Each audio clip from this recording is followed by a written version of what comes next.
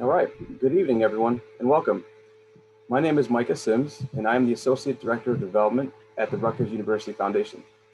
I thank you all for being with us today, and this webinar is part of the Rutgers University Alumni Association's virtual event series, which offers Rutgers alumni and friends the opportunity to stay connected and hear from faculty members across the university.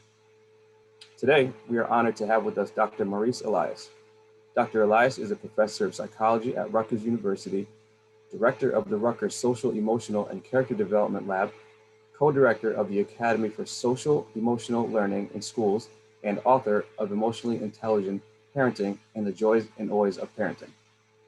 Please note, all attendees have been placed on mute for the duration of the discussion. If you have questions, please send them via Q&A option at the bottom of your screen throughout the presentation. Following the discussion, I will read your questions aloud to Dr. Elias, and we will get to your questions, as many as we can possibly. And now it's my privilege to turn it over to Dr. Maurice Elias. Great, thank you so much. It's a great pleasure to be here. I am looking forward to the opportunity to share some things with you. And in fact, the first thing I'm going to do is share my screen.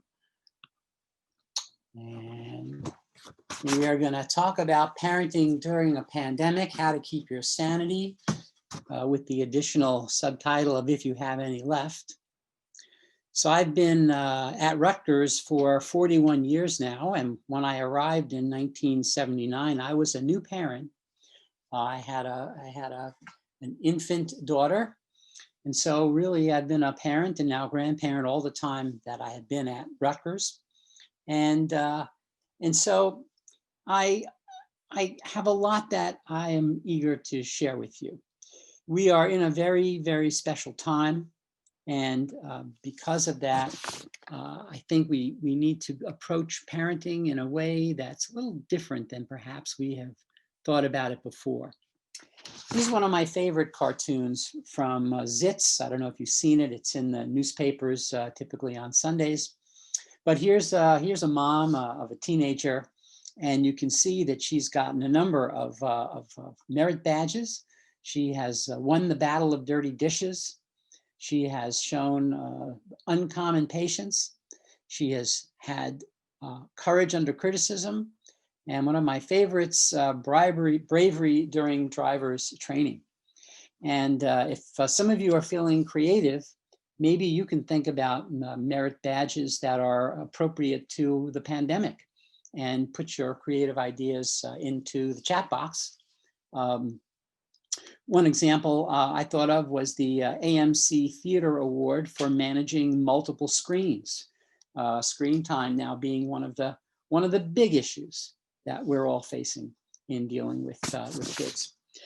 So, you know, we got to recognize that even though I have a slide here about how the world is changing so fast that a slide gets out of date almost as soon as you finish it. COVID-19 has taught us so much about the challenges and the joys of all the extended time we're spending with our families and assisting children with their online homework. The murder of George Floyd has shown a bright light on many things, not new things, but it's re-illuminated for us how bias, privilege, and oppression have had such subtle and not so subtle influences on our lives and those of our children. And as we look to the future, we have to take all of these things into account, because what we're doing is preparing our kids for the future, and it's a future where the only thing we can be sure of is change. So what I'd like you to do is take a quick minute and look at the title of the slide and put your thoughts into the chat box. What skills do you think our kids most need for success in school and a life of social justice and contribution? What is your very first impression when I ask that question of the skills that your kids will need for this? And again, put them right into the chat box. Vandana's already put in compassion. And so I encourage you to think about this. And I'll share with you a perspective on this that is very important. This particular little circle represents work done by the Collaborative for Academic, Social and Emotional Learning, CASEL, and the work of our Social, Emotional and Character Development Lab and our colleagues at the Social Emotional Learning Alliance for the United States, SEL for US, and at SEL for NJ. All of us are very concerned about this question. What is it that our kids need? And how are we going to give it to them? And this list that you see in front of you of these 5 skills, it's deceptively simple, but these are the 5 areas that really matter most. And many of the responses you put into the chat box cover these things. I just want to talk about a couple of quick ones with you. The first one is a self-awareness, which is about the recognition of our emotions and dealing with our feelings. And I'm here to tell you that thinking is overrated. Even though we're all affiliated with the university, thinking is definitely overrated. Our emotions are very powerful drivers of what we do. And if we are not able to recognize how we're truly feeling and learn how to label it, what we call our kids' feelings vocabulary, this is a big problem for our kids. A lot of our kids, they deal with sad, mad, and glad as the main feelings that they focus on. And we need our kids to have more emotional nuance. So this self-awareness, to know how you're feeling, very important. And then next to it is your ability to manage your strong feelings. Anyone who's worked in a classroom will tell you that if you've got a classroom of angry kids, it's impossible to teach them. And anybody who's worked in a classroom will tell you that if you've got a classroom of incredibly giddy kids, you can't teach them. We all require the ability to manage our emotions. It doesn't mean that we shouldn't express them, but we need to make sure that their expression is appropriate to the situation. And that is a very important skill, because if we don't do that, it's very hard for us to reach our goals. And, interestingly on this, anger is a very powerful emotion. We know this. And self-management of anger, when you're in the middle of your anger, very, very hard to do. So what does the research tell us? It tells us the most important thing to do when you're feeling a lot of anger at someone in your household is to get away from them. Take a break. Separate yourself anywhere from 12 to 25 minutes. That's how long it usually takes to recover from severe anger, what my colleague Dan Goldman refers to as emotional hijacking. And after that period of time, we're going to be much better able to talk about what happened, but not at the moment. And there are physiological reasons why this is true. And so again, everything we're going to talk about has implications for family survival. And one of the implications is that we need to be able to talk to our family members about the fact that when our anger gets up, we are going to separate ourselves. And, I think many of us have maybe found ourselves saying to a child or even to a partner, "Don't you walk away from me." But in fact, walking away from someone in the heat of anger may be the wisest thing you can do. And if we talk about it in advance and we explain that why we're doing it, we're going to take a break and then come back to talk about it. Well, that makes a very, very big difference than if we, of course, just turn around and walk away. And then, of course, social awareness is our ability to show empathy and understanding for one another. And I would tell you that in the COVID period, which we will talk about, kindness and giving the benefit of the doubt should be your absolute first instinct when it comes to your family in general, but to your family. As a number of you put in the chat box, we need our kids to learn how to be good problem solvers and decision makers because of the uncertainty of things that we face. And finally, relationship skills. Well, that's about the fact that almost every job now depends on multiple individuals working together as a team. And if people can't work together with other people, sometimes leading, sometimes not, going to be very handicapped in what they're going to be able to accomplish in life. So these skills, the skills of social emotional learning, emotional intelligence, these are the skills that really make the difference in whether our kids are going to be successful in school and live a life of social justice and contribution. And, you know, in the COVID environment, in the very politicized environment that we live in, it is a time of heightened emotion. I mean, these are things I don't have to tell you. You know this because you're living it. That stress is greater, that feelings of loss and anxiety are constant, that our relationships are strained, and we find our creativity is taxed. And when polarization goes up, listening goes down. And so, you know, we need to see these things as sadly normal for our time, and recognize that that's what's happening, and not feel, you know, that somehow we're abnormal because we're experiencing a heightened emotionality, stress, anxiety, loss, difficulty in our most cherished relationships. We are in difficult circumstance, and as you will see, as we'll talk about, social emotional learning, social emotional skills are more important than ever, because they help our valued outcomes to happen. And our valued outcomes to happen, of course, center around having a tolerable household and giving our kids what they need to be successful in the future, despite all the challenges. And here's an example. You know, one of the things that we've learned from research is, again, we overrate IQ and underrate EQ, emotional intelligence. And when we look at what makes our kids successful in college, it turns out that their emotional intelligence is a big, big part of that.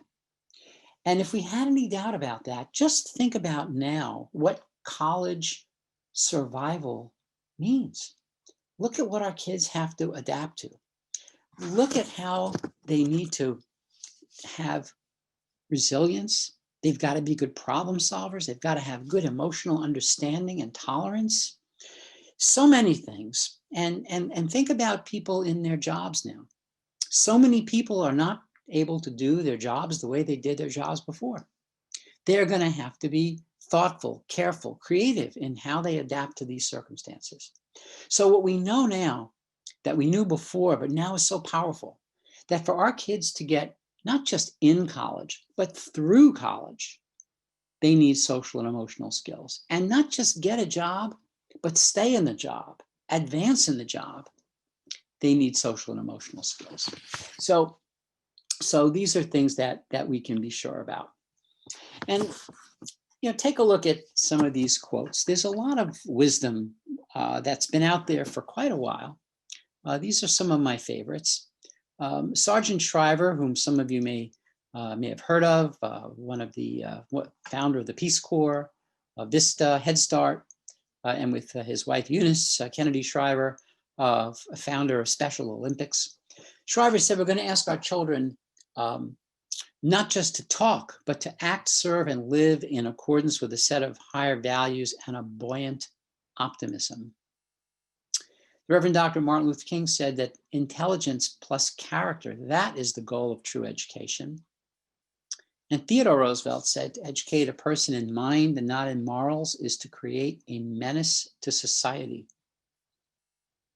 Here again, it's all sort of pointing us in the same direction. And Aaron of Carlin, centuries earlier than these other folks, said that wisdom of the mind alone without wisdom of the heart is worthless. So what we're talking about emotionally intelligent parenting, we're talking about a set of ideas and skills that really make an enormous difference in our lives and in the development of our kids. So I'm going to talk about 4 sets of ideas and everyday practices that will help you with emotionally intelligent parenting.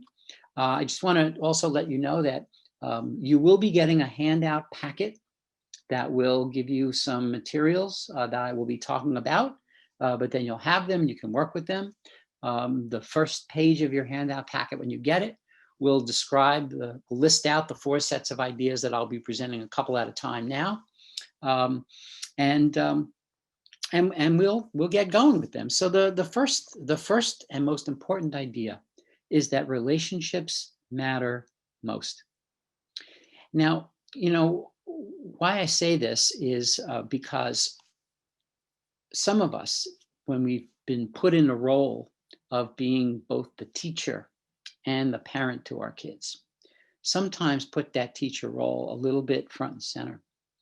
And we have to remember that we are the parents of our kids, no matter what else we're doing. And in that, preserving a positive, caring, loving relationship is the most important thing. It gives us a lot of challenge because our kids may be doing things that are going to be frustrating. We'll talk about that in a couple minutes. But we have to remember that our relationships with our kids, our relationships with our partners, the relationships in our households, they are of critical importance. More important than any single action that somebody does that you might disapprove of or feel awful about. The relationship is key. And that links into the second thing. Be creative, flexible, and forgiving of yourself and your family members and those in your bubble. Because people can't go anyplace, basically. And if we're going to be stuck together, then we have to be forgiving, and we have to be flexible, and we have to be willing to not have things be exactly the way we want them. And there's nothing wrong with that.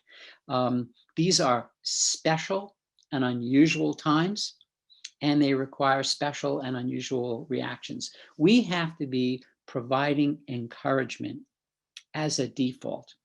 We have to be seeing the glass as half full, a quarter full. Well, let me give you an example from my own family situation. When my younger daughter was in high school, she came home with a math test and she got a 60. I was not a happy parent, but she brought the test to me and she showed me the test. And I said, Samara, her name is Samara. I said, Samara, you got a 60 on that test? She said, yes. I said, you got a 60 on that test? And she said, yes, I got a 60. I said, well, how did you manage to get a 60 on that test? I'm looking at these questions and maybe if I could have gotten a 40 on the test. And then I picked the question she got right. And I said, well, why don't you just run through me how you got that question right? And she did.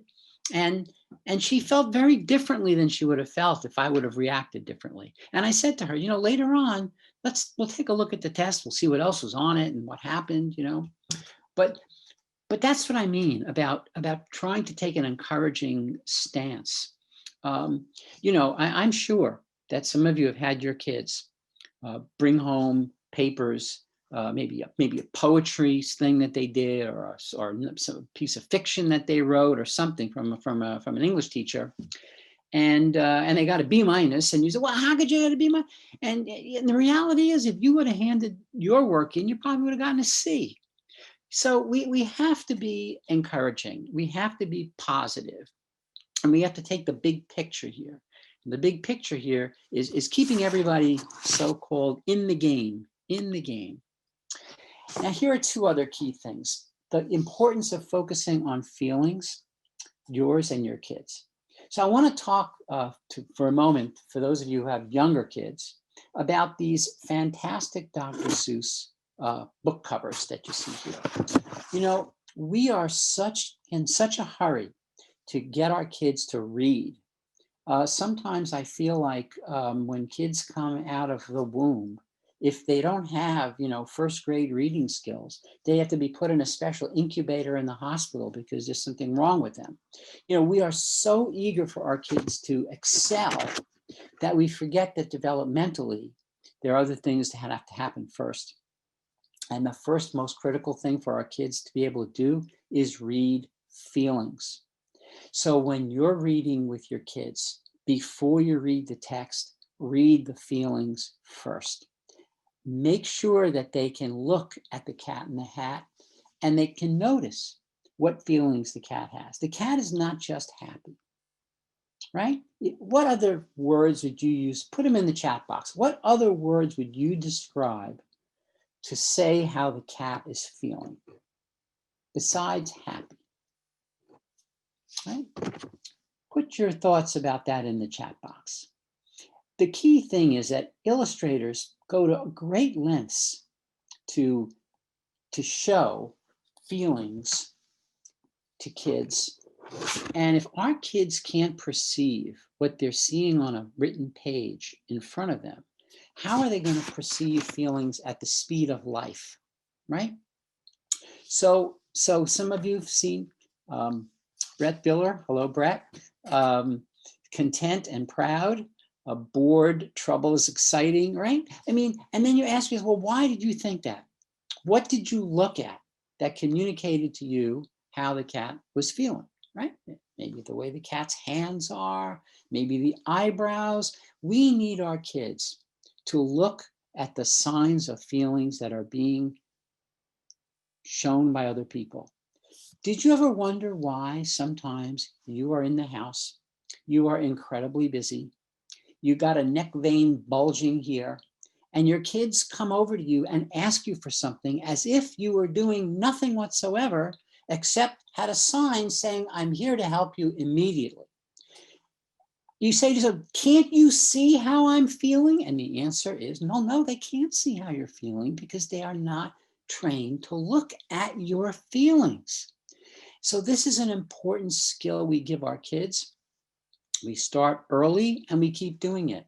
When we see pictures, we talk to our kids about what do you see in this picture? Like the picture on the right, which has I love this caption, for news of the heart, ask the face, right? But what is going on in that picture? See, our kids are seeing pictures of stuff all the time, and whether it's on Netflix or whether it's stuff that they're looking at on paper, we need to be talking to kids about the feelings that they're seeing and build up their feelings vocabulary to get them away from sad, mad, and glad into all kinds of nuance of feelings. So that's one important thing. The second thing, you're going to get a handout. It's going to look like this. It's going to be a kind of like a grid with some feelings on one side and some ratings on the other. And the essence of this grid is the fact that your kids only know what you show. So the list of feelings on the side is things like love, pride, understanding. And then as you go further down the list, it has things like frustration, annoyance, anxiety. And the question is, how much of these different feelings do you show your kids? And it's not how much you feel, it's how much you show. If you are like most people, you will feel a lot of the feelings on the top: love, pride, respect, understanding for your kids. But you will tend to show more of the feelings on the bottom: frustration, disappointment, annoyance. And because your kids only know what you show and not what you feel, we have to balance that out. And so, believe it or not, I'm not going to tell you to show less annoyance or frustration to your kids. Nope. I'm going to tell you to increase the top. Show more love, show more pride, show more compassion, show more understanding. The kids need it to be a balance. I'm not saying that you should change what you do on the bottom, although if you do, that'd be great. But you can change what you do at the top. Let your kids know that you've got a lot of positive feelings for them. Don't just assume they know it, because kids only know what you show. Related to that is why you have to apologize when you lose your cool. And we lose our cool a lot now. We find ourselves saying things that maybe we don't mean exactly, like, you're not going to amount to anything, just like your father's entire family. We could find ourselves saying things like that. That's not what we mean to say, but in the heat of anger, we say things we don't mean. And we have to apologize for that. One of the reasons we have to apologize is because when we lose our temper with our kids don't actually hear what we have to say. They focus on our feelings. I'll give you an example again from my older daughter, Sarah. When she was younger, I was reprimanding her, and my tone was not what a good psychologist should be using. And I hear humming. Where's this humming? Is there a radio on? And then I realized it's Sarah. I said, Sarah, are you humming? She said, yes. I said, Sarah, I'm talking to you about what you did. How can you be humming? And she said, well, I don't want to hear what you're saying when you speak that way to me. So I'm humming. Well, it was a really powerful lesson for me. And it's something that we know more generally to be true, that kids, when their parents are being very negative to them, they just retain the tone. They don't retain the words. So when we lose our cool, we need to go back when our kids are calm and we're calm, usually at bedtime, review the situation, talk about what happened, and say, you know, when I said that you're gonna not amount to anything like your father's entire family, what I really meant was that when you don't pick up on your responsibilities around the house, when you don't clean up the little bit that I've asked you to clean up, I have to do it. And there's a lot of other things that I have to do right now. And so it's not easy for me to pick up that added thing. And if there are consequences for what the child failed to do, then of course you talk about those consequences. But you re-speak it in a way that has your cool, not losing your cool. The other thing you're going to find when you get your handout packet is it's a gift. It's called a trigger situation monitor. This is what it looks like. And it's going to ask you to keep track of what are the things that your kid did that drove you up the wall. All of us have things that our kids do that drive us up the wall. If you feel so inclined, put it in the chat box. Every one of us has them. For some of us, it's when our kids are whiny. For some of us, it's when the siblings fight with each other. For some of us, it's when our kids lie. These are our trigger situations. They are triggers, emotional triggers in us. And when we experience those triggers, our parenting gets bad. So we have a trigger situation monitor that you'll be getting, where you can keep track of the times that you have been triggered by your kid's behavior. And then you can review how you did and how maybe the next time it happens, you can handle it better. What typically happens in a trigger situation is that it happens, we say what we say, we do what we do, and then we move on, we don't review it. These sheets allow you to review it when you're also a little bit distant from it and better prepare yourself for next time. Quite honestly, this and all the other handouts I've given you are things that I've used in my role as a clinical psychologist with families who have come in for treatment because of all kinds of difficulties. And but you don't have to wait to get these techniques until you have difficulties. These are things you could start to do now. And I think you'll find it very helpful. Some of this is related to the Hippocratic Oath, right? Hippocratic Oath, which of course is first do no harm, right? That's what this represents. Once you understand your trigger situation, the key thing is to first stop doing what you typically do when you're triggered. Even if you do nothing, even if you say to your kid, I'm going to have to put myself in timeout now so I don't say something that I might regret. That is a big step up than going through the stuff that you did before. I'll give you another example from my own family. My daughter Sarah, again, when she was younger, we'd be sitting down for dinner, and she would treat the silverware and the glassware and the dishes like they were drums. So she'd pick up a spoon, and she'd go bing, bing, bing, bing, bing, a bing, ching on the glasses and the plate. And we'd say to Sarah,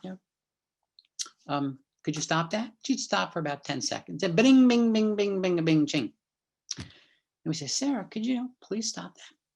and bing, bing, bing, bing, bing, bing, ching. And now we get into stuff that may sound familiar to you. We start saying things like, Sarah, a spoon is for eating. Now, our daughter is a fairly intelligent kid. She knows a spoon is for eating. Why are we telling her that a spoon is for eating? But we're starting to lose it. This is our trigger situation. Bing, bing, bing, bing, bing, bing, ching. Then we start the sing song thing, right? Sarah, could you please stop that now? And then she does it again. And then we get into yelling and screaming, and dinner is disrupted, and we put her in timeout.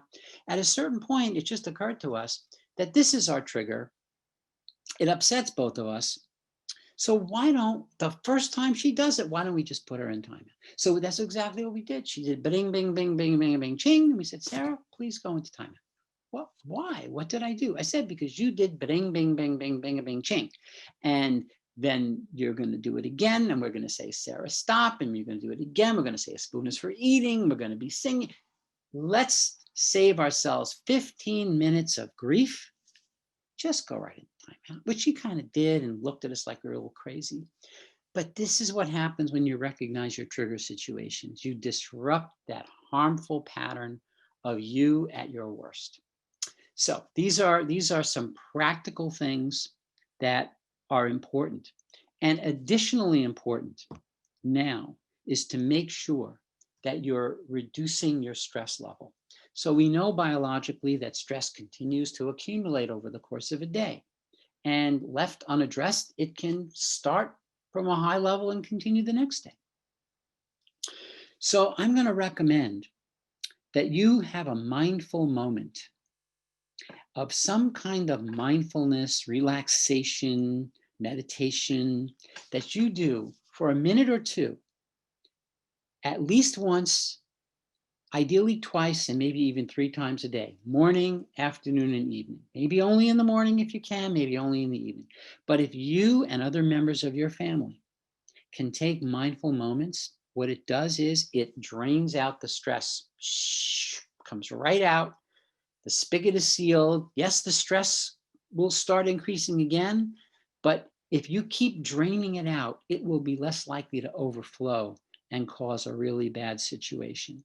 Now, maybe a mindful moment isn't your thing. Some of you who signed on early heard some wonderfully relaxing, mellow music. For some of you, it will be experiencing a minute or two of very relaxing music. For others of you, you might have a picture that you find very calming and very soothing. And so maybe you will go and look at that picture and literally go to it for a minute or two and contemplate it. These things are so important to recalibrate our feelings and get a handle on our stress. And again, it may not seem like a lot, but it will make a very big difference. Small things make a very big difference when it comes to parenting. Okay, next 2 things, got to be organized. Boy, in a pandemic, we got to be organized. You got to have routines. You got to set limits. But here's the secret that's so true of the pandemic, is that we don't know what the right routines are. We don't know how much screen time really is going to be bad for our kids. We just don't know. And what we do know is that our kids are very resilient, which is why we have to preserve our relationships with our kids. Have routines. Don't let your kids spend their day in their PJs. There's a lot of data that show very clearly, both for adults and kids, that your learning and your performance is not differentiated from your preparation. When our kids have to be ready for learning, they are more ready for learning in every way. So have routines, have bedtimes, have eating times, have times when you're going to have the screens off.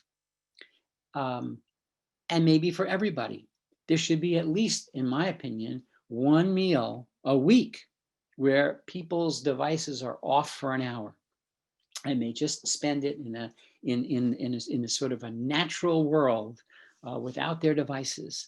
And these things that you prescribe for kids, by putting up these limitations, by providing guardrails, if you will, kids want this.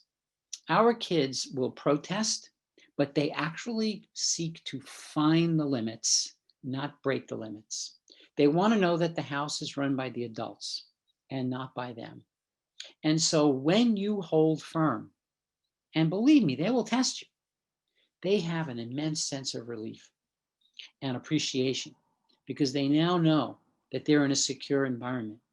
And when you organize these routines, don't be so like a big shot, like you know what's right.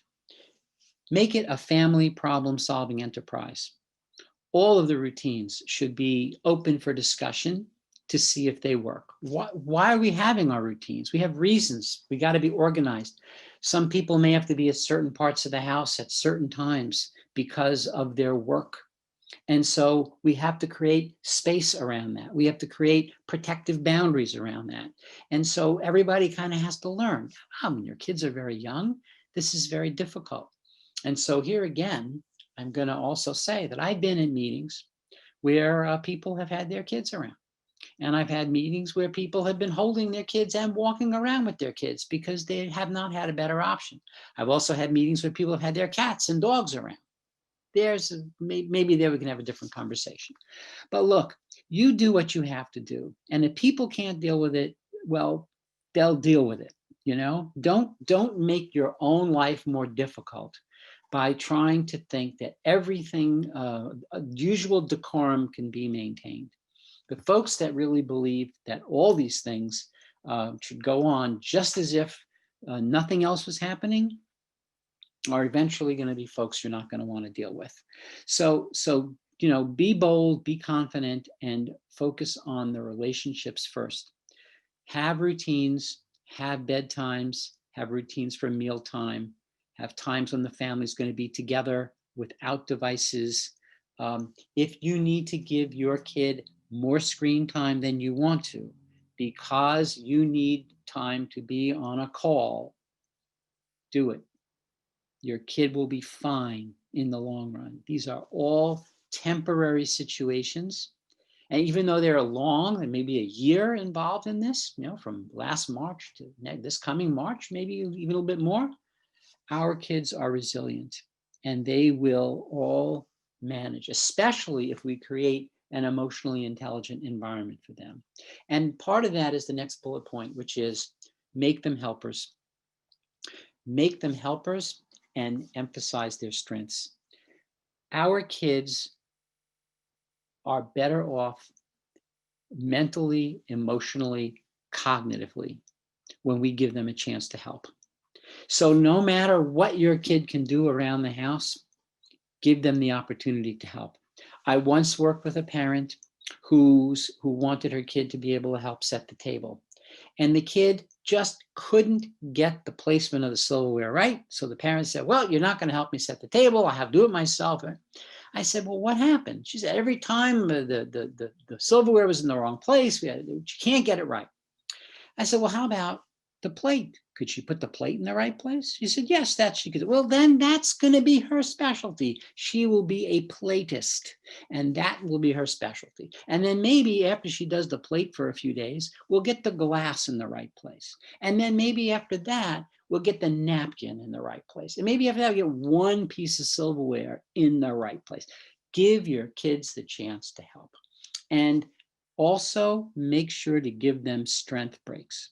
When your kids have been Zooming for 25 minutes and they are frustrated about what they're doing, every additional moment in front of that Zoom is not good. We need to give our kids a reacquaintance with their own competencies. So periodically give your kid a chance to take a couple of minute break and do something that they're good at, that they like to do.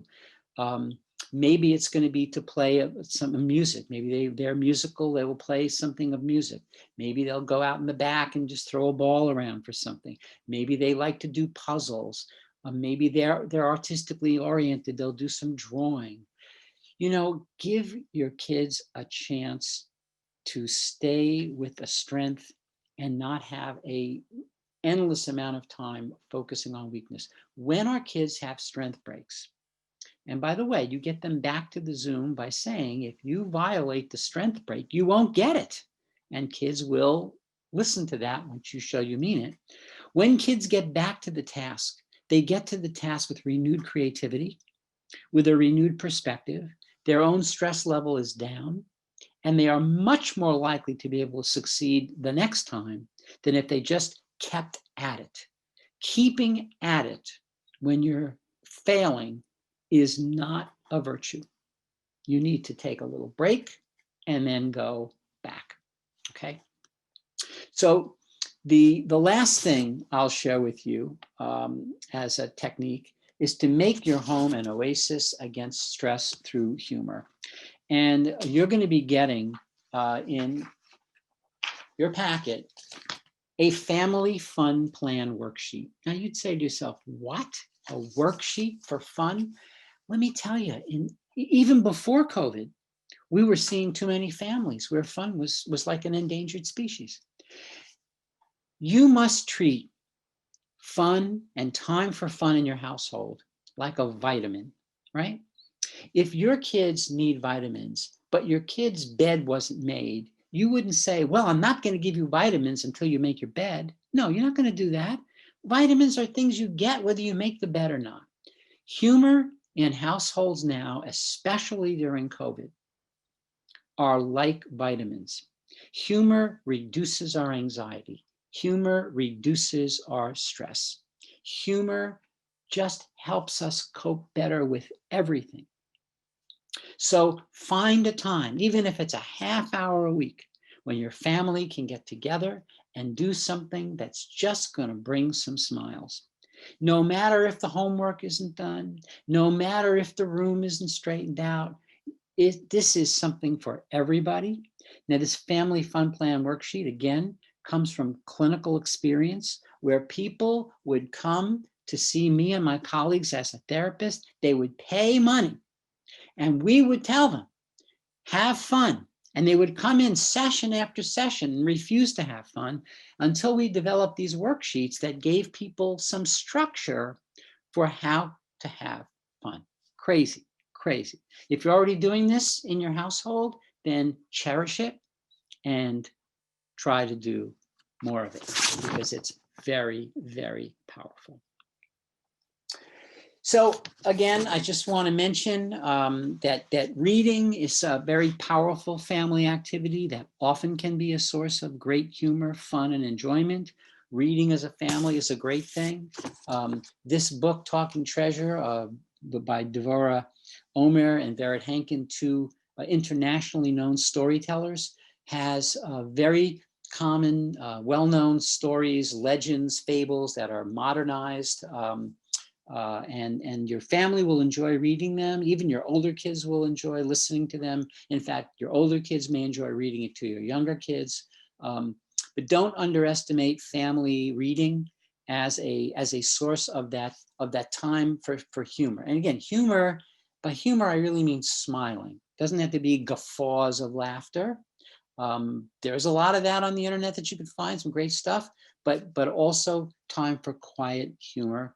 And a book like this is a valuable source of that, and others that I'm sure you can find. So I want to leave you with two quick thoughts before we take questions. We've all heard of the golden rule, the regular golden rule: do unto others as you'd have others do unto you. Nice, but weak. The 24-karat golden rule is do unto your children as you would have others do unto your children. Just think about that. Do unto your children as you would have others do unto your children.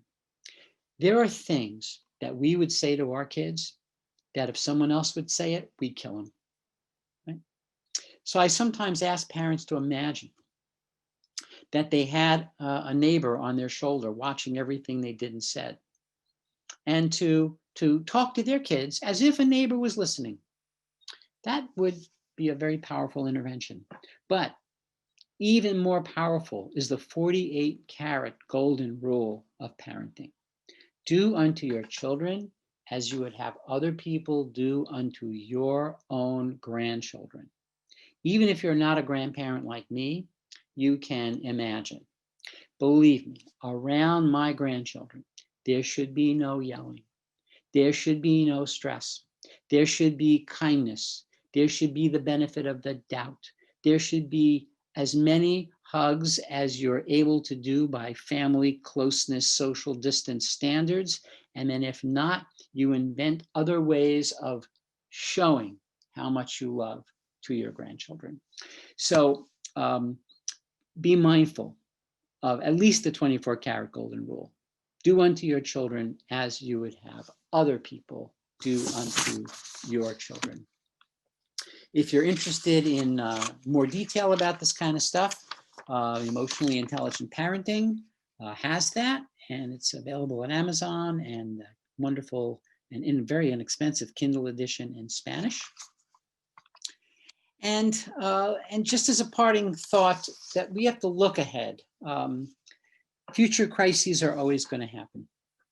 And that's one of the reasons why we have to prepare our kids for the tests of life, and not a life of tests. Right? Their emotional intelligence, their social and emotional skills are going to be the thing that most determines their future success in life and relationships. And I hope that you'll be able to get started with some of that based on what you've heard today. So here's some follow-up information for me. If there, we'll take as many questions as we have time for, but if there are questions that occur to you later, you can email me at my Rutgers email address, and I'd be more than happy to follow up with you. So I am going to stop sharing my screen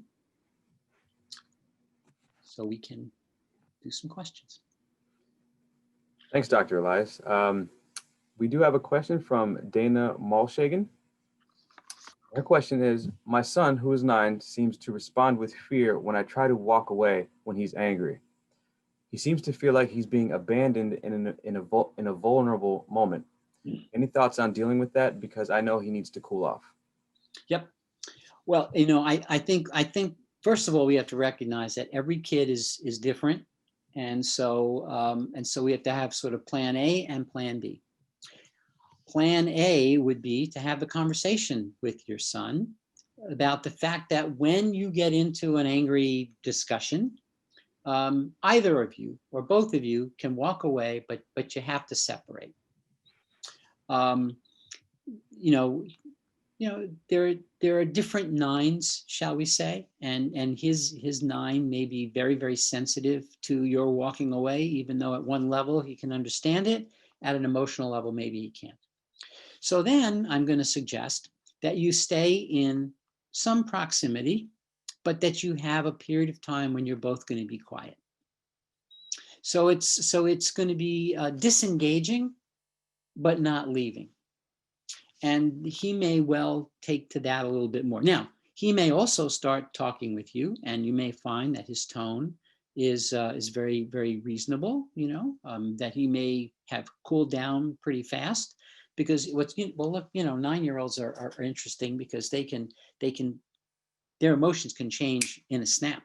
So it could very well be that he was really angry at you, but he got over it. Maybe he gets over it faster than you. So I would say talk about it first. We had a one family.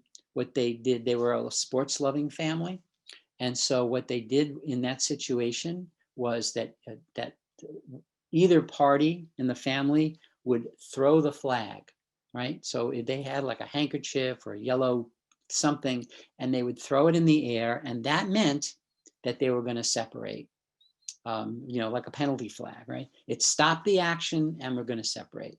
You may find that some kind of a symbolic thing like that may be helpful for you and your son. But if not, it's perfectly fine for you to disengage, but still be, proximal to each other. That'll be fine.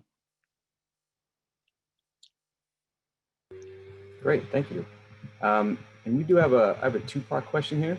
This is from Vandana Sanapala. Apologies if I pronounced that wrong. The first part of it is, do we go to Edutopia page for handouts. That's the first part of the question. And the second part of the question is, how do you handle an adolescent who is severely angry at you, but its origination stems from abandonment of another parent? Otherwise stated, how do you handle intense, misdirected emotions appropriately? Okay, so I'm going to answer the easy question first. And that is that you can count on your Rutgers University Foundation to make sure the handouts come right to you. So they've got your email address, they've got the handouts now, and so they will be sending it to you, within a couple of days, you'll get it. If for some reason you don't get it within a couple of days, email me at maurice.elias@rutgers.edu. And I'll be happy to make sure that you do get it, but I'm sure they will send it. These are very efficient folks. All right, I stalled long enough. Now let me address the difficult question that you asked. So abandonment in adolescence runs very deep. And I think it's just important to just say a brief word about adolescence as a time period. It is normal for adolescents to catastrophize and to think in extremes. And I mention this because this is on the path to adolescents becoming more mature in their cognitive and emotional processes. And so what you're getting is not only the misdirected feeling, but the feeling that this will never, ever be resolved. And so even though you may be reassuring about it, adolescents tend to catastrophize and think that it's never going to be resolved. They also think that everybody knows what they're going through. So these two things make it very, very difficult. So I think that makes it all the more important that you and your adolescent have a disengagement strategy, because you're going to need it. Because your adolescent may actually think that they might want to try to work it through at the moment, but that's not going to be successful. So you're going to have to make sure that when you do have a conversation about what happened, the conversation takes place after the quote unquote heat of the battle. Now, I just, again, want to parenthetically note that the extent to which your adolescent has a broad feelings vocabulary will help them in overcoming this difficulty. Because if your adolescent is just focusing on their anger and they're not able to differentiate between anger and disappointment, it's going to take longer to make progress in this kind of an issue. And so my suggestion is that you don't think this is going to be an easily solved issue. I think you want to manage those conflict moments so that they don't explode into something worse. I think you want to be sure to take responsibility to apologize for when you do lose your cool, and do not expect reciprocation. Don't expect reciprocation.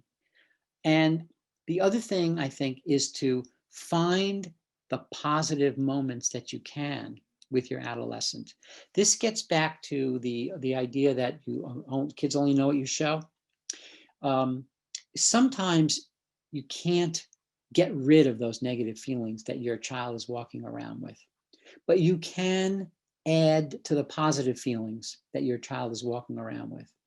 And so there comes a time when your child, who kids tend to be resilient, they will begin to focus on the positive. So I want to suggest, again, going back to a couple of things I said earlier, make sure that you don't let the negative moments interfere with having positive moments, having the positive family time, having the positive meal time, the various routines we talked about. Don't let the anger seep into other moments. Try to keep it contained, keep it to that moment, and See if you can talk about it after it happens. Don't expect resolution.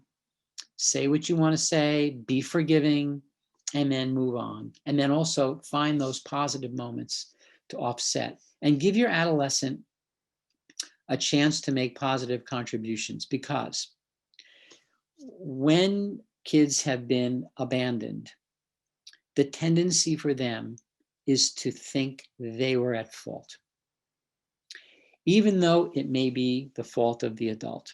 But kids don't think that way. They think that when parents and other loved ones treat them badly, it's that they deserve it. Otherwise, why would they be treated badly? So you see, for a kid, the cognitive dissonance of, of thinking that the adult is at fault is very, very, very strong. And it's hard for them to do that.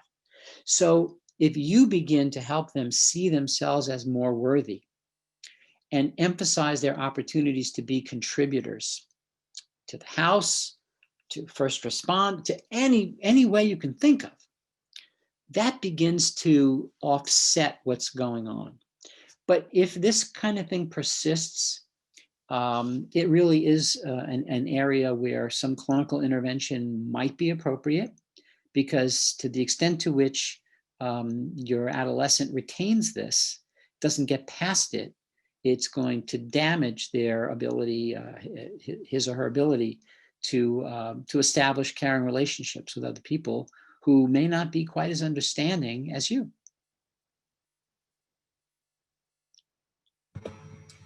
Great. And we have one last question, and this will probably be a question due to timing. And the question is, what advice would you give to the parents of a 16-month-old who are navigating the new world of parenting during this time of remote work and COVID-19? Well, if the kid's 16 months old and the kid's warranty is expired, so you can't give the kid back, you got the kid, you're stuck with the kid. It's as I said before, what your child needs just has to come first to the extent possible. I mean, a 16-month-old is gonna, depending on how active he or she is, they're gonna get into stuff. You're gonna need to think about how to set up your routines and structures so that you're minimizing the amount of difficulty your kid can cause. Because what you don't want to be doing is having to constantly say, stop it, don't do that, stop that. You don't want to have to be constantly negatively reprimanding your 16-month-old. So you want to really try to create some routines, some spaces, some things where your kid will have more freedom to do. Again, I hate to say it, but some 16-month-olds, well, you can quiet them down a little bit by the screen. And even though it's not optimal, if you can gain 10 minutes that you really need by having your 16-month-old watch something, go to it. And, and remember, 16-month-olds, they love your pots and pans. They love your large serving spoons and stuff. See what helps them occupy themselves, because 5 minutes, 10 minutes of self-occupation gives you 10 minutes of freedom. But again, some kids are not so good at that. And people will have to understand. As I said, I have been at meetings where moms have been holding their 16-month-olds while we're talking. That's fine with me. In fact, it's better than most meetings.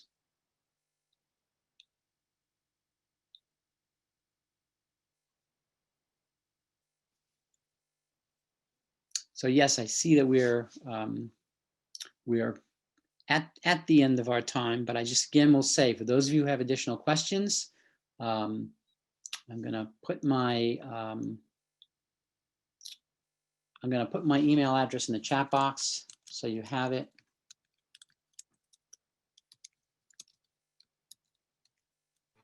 If I could spell Rutgers, that would be good. Okay. All right. Thank you, Dr. Elias. It was a great pleasure.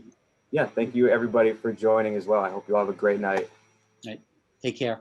Bye. Bye. Bye, everybody.